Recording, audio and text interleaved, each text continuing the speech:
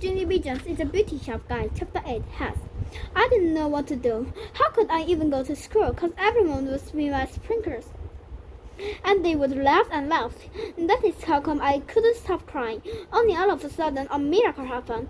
And it is because I spotted my hat with the devil horns. It was sitting on my desk where Mother left it, and that hat gave me a good idea. I quick picked it up and put it in my hat. And guess what? I hide my pins. Hey, if I wear this to school, no one will see my hair, I said really relieved. Only just then I did a teensy frown. Yeah, only what I would if I'm playing on the playground and somebody cheers my devil horn hat. Then everyone see my fingers and they laughed and laughed. I thought real hard. I said, maybe I can wear two hats. That way, if somebody pulls off one hat, I still have another hat left. I spot my shower cap. It is lying on my chair. I put on my hat. Yeah, only what if I'm playing on the playground and somebody pulls off my devil horn hat and they pull off my shower cap too, and everyone will see my springs, and they will laugh and laugh. I tapped on my chin. 3 hats, I said. I will wear 3 hats to school, because that will give me a whole extra hat of portion. I opened my bottom drawer and found my ski mask, because ski mask has the whole entire everything. I put the ski mask on my head, and I put my shower cap and my hat to the devil horns. I look at myself in the mirror. Now nobody can see anything, not even my nose. After that, I got dressed, and I skipped real happy to the kitchen. Grandpa Miller's eyes pop look at me. Wow, you can't go to school looking like that, he said. That's how come I have to tell him a teensy receipt. Yeah, only today is a crazy hat day, and my teacher said we can wear however many hats we want, I said. Grandpa Miller scratched his head. Then he watched me eat my sandwich through my mouth hole, and he drove me to school. I skipped into room 9 very joyful.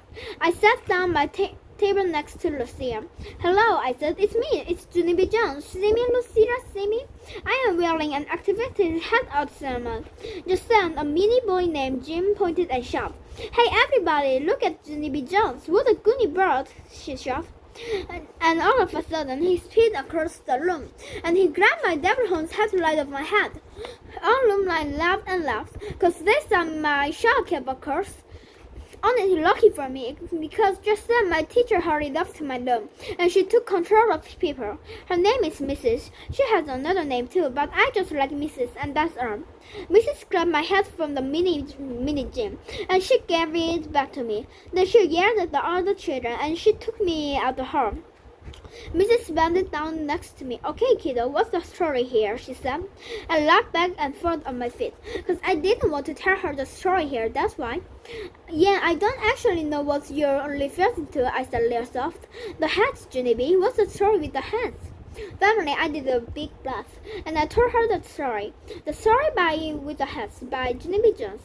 Once upon a time, there's a little girl named Pinky Gladys Scotsman, and she was practicing to be a beauty shop guy, only too bad for her, because her stupid dumb bangs kept getting trickier and trickier, and that's how come she had to cut them off, and now she wishes she was never even Pinky. And that is the truth I would like to share you at this time. I did a big breath. The end. Mrs. put her hand on my shoulder. Junie, honey, are you telling me that you cut your bangs off? If that is this about? I did not answer her. And all of a sudden, Mrs. took my ski cap, and I didn't know she was going to do that. No, I heard don't. Only it was too late. Mrs. stopped my hair. She hugged me real tight. Oh, Junie, she said, what's happened? I started to cry all over again. Springs, I said. Springs happen. After that, Mrs. gave me some tissues. Me and her sat down at the front, and we figured out what to do. Chapter 9, Learning a Lesson. Finally, Mrs. put my devil horn hat back on my head. Here, she said, this will be the only hat you'll be wearing today, I promise. After that, we went to back the loom line, and Mrs. told a teensy-weeny freak, "Boys and girls, may I have your attention, please? Junie is starting to get the sniffers, and so I'm going to let her wear her hat in class." She looked at Minnie Jim. "All day, Jim. She's going to wear it all day. And no one is to touch it," she said. "Not anyone." I jumped out of my seat. "Yeah, Jim, you can't even touch it, your baby little pinky finger. Light, Mrs. Light, said Mrs. "Not even Lisa's. Light, Mrs. Light." Mrs. stuck her cheeks. "Light, Junie, light. And not when I'm getting a drink at the water fountain, and not when I'm bleeding down time machines, and not when I'm walking to the pencil sharpener, and not when I just pray sitting in my chair, and not when I'm working in my workbook, and not when I practice my alphabet, and not when—" Okay, we get the picture," said Mrs. I smoothed my dress. "All right then," I said later night. After that, I sat in my chair, and I worked my workbook, and I played at Lisa's, and I went to the water fountain, and no one touched my hat. After school, Daddy came to room 9 to get me. I was surprised to see that guy. Daddy, I didn't know if you're coming to get me today." And so this day turned out better than I thought. Daddy stared at my hat. All of a sudden, my stomach didn't feel good about this station.